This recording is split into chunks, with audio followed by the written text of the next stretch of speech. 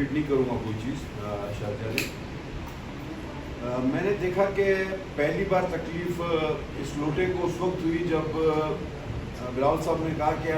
Field marshal کو بطور فاتح وائٹ ہاؤس میں بلایا گیا، تو پہلی تکلیف اس کی شروعات وہاں سے تھی۔ اور پھر جب بھارت کا ذکر اور جس طرح بتایا ایران کا ذکر آیا تو اس کی تکلیف بڑھتی گئی، اور یہ تکلیف ہم اس کا اندازہ لگا سکتے ہیں آج تک بھی۔ ان کے جو قیدی نمبر 400 پتہ نہیں 8 ہے کیا ہے، جو 20 ہے 20 جو بھی ہے، اس کے پرسنل اکاؤنٹ سے آج تک اسرائیل پہ کبھی آپ نے دیکھا ہے کہ اس نے کبھی اس کی مذمت کی ہو کبھی؟ اور آج تو ان کے نعرے بھی الٹ سلٹ ہو گئے تھے کہ جو اسرائیل کا جو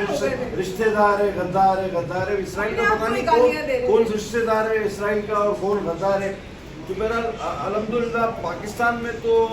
پاکستانی کوئی اسرائیل میں نہیں پھنسا، بلکہ ان کا ایک رشتہ دار یہاں پہ اپنے کیے کی سزا بھگت رہا ہے۔ اور یہ جو موصوف ہے اس کے سیاسی کیریئر پہ بات کر چکی جاجیا، میں نہیں کروں گا کیونکہ یہ سیاسی مسافر ہے۔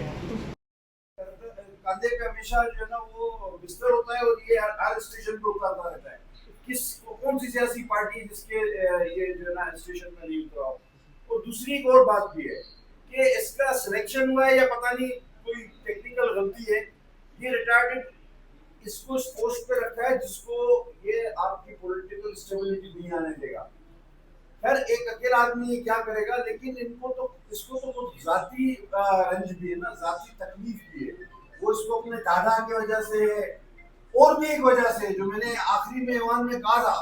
میں نے کہا اگر یہ بات کرو گے تو میں پردے نشینوں کی طرف چلا جاؤں گا۔ وہ ایک بڑا گہرا راز ہے جو شاید اس کو بلو، اس کا جو دھماکہ ہے یہ برداشت نہ کر سکے۔ تو ان کے گھر میں بھی ناچا کی رہی ہے نا کئی دہائیوں سے بھٹو صاحب کی وجہ سے، تو اس وجہ سے جو ہے نا یہ غصہ ان کو بھرا ہوا ہے، غصہ ان کے دلوں میں۔ اور پھر پریزیڈنٹ آصف علی زرداری 2 بار صدر بنے، جمہوری صدر ہیں، اور آپ سب جانتے ہیں کہ پاکستان کو مشکلات سے نکالا، پاکستان کی جو ہے نا بقا کی بات کی۔ تو ہم اس وقت چاہتے ہیں کہ اگر ہم نے دیکھنا ہے کہ انڈیا جس طرح جمیل صاحب نے بتایا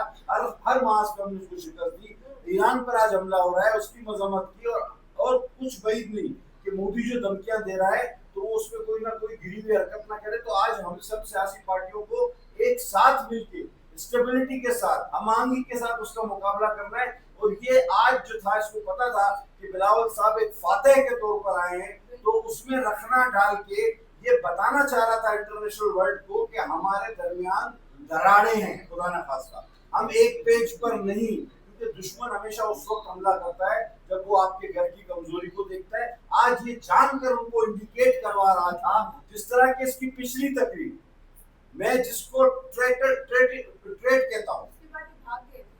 اس نے آپ اگر اس کی پچھلی تقریر آپ سب بھائی صحافی حضرات کور کرتے ہیں، اس نے کہا میں جیٹ پائلٹ ہوں، پائلٹ جیٹ کا ہی ہوتا ہے، اس نے کہا میں جیٹ پائلٹ ہوں اور اس جگہ پہ بھارت حملہ نہ کر دے، اس جگہ پہ اس نے کوئی 10 سے 15 جگہ بتائیں، وہ جگہ تو مجھے بھی نہیں پتا تھی، اس نے وہ جگہ مینشن کی اور بولا یہاں حملہ کرے گا تو ہمارا بڑا نقصان ہو جائے گا۔ بھائی جو مجھے نہیں پتا وہ تم دشمن کو بتا رہے ہو اس پریس کانفرنس کے ذریعے۔ پھر اس نے یہ بھی کہا، آپ کو یاد ہوگا کہ کیا گارنٹی ہے جنگ کب ختم ہوگا، ہمارے پاس تیل نہ ختم ہو جائے، ہماری سپلائی نہ ختم ہو جائے۔ اس نے حوصلے پست کرنے کی کوشش کی اس ملک کے عوام کی اور ہماری بہادر افواج کی، لیکن اس کو منہ کی کھانی پڑی۔ جب انہوں نے شکست دے دی دشمن کو تو یہ دوسرے دن کھسیانی بھی کمبائنوں سے کہتا ہے مبارک، اب اس کو جشتی مبارک۔ تو یہ ڈرا ہوا، خوف زدہ، انتہائی بجھا ہوا، کنفیوز اینڈ ریٹارڈڈ شخص جو میں سمجھتا ہوں سیاسی ماحول کو خراب سے خراب تر کرے گا، جو آج اس نے کیا۔ البتہ آج ہم نے اس کو یہ کہا ہے کہ تم اس ملک کے سفارتی فاتح کو اگر اس کے تقریر میں خلل ڈالو گے تو بھول جاؤ کہ تم کسی بھی چیئر پہ بیٹھے ہو، تم بات نہیں کر سکو گے، اور الحمدللہ ہم نے آج وہ کر کے دکھایا۔ سب کو